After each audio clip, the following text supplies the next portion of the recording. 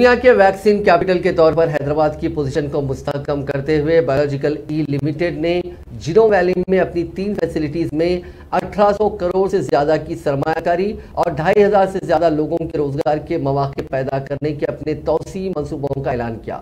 توسیع کا ہدف بنیادی طور پر عام انجیکشن ایبلز اور R&D کے ساتھ ویکسین کی تیاری کو بڑھانا ہے۔ یہ اعلان وزیر KT راما راؤ کی بایولوجیکل ای کے مینیجنگ ڈائریکٹر مہیما داتلا سے ملاقات کے بعد کیا گیا۔ جیش رنجن پرنسپل سیکریٹری محکمہ صنعت و تجارت، Shakti M Nagappan director life sciences, حکومت تلنگانہ بھی اس میٹنگ میں موجود تھے۔ حیدرآباد جسے دنیا کا ویکسین کیپٹل کہا جاتا ہے، عالمی ویکسین کی پیداوار کا 1/3 حصہ سالانہ تقریباً 9 بلین خوراکوں کی صلاحیت کے ساتھ ہے۔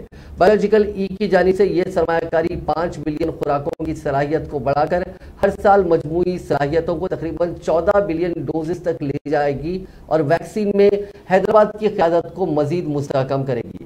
سرمایہ کاری Johnson covid vaccine, MR vaccine, PCV vaccine, typhoid vaccine, covid vaccine, tetanus, toxoid, Ebola, IPV vaccine اور دیگر پروڈکٹس میں کی جائے گی۔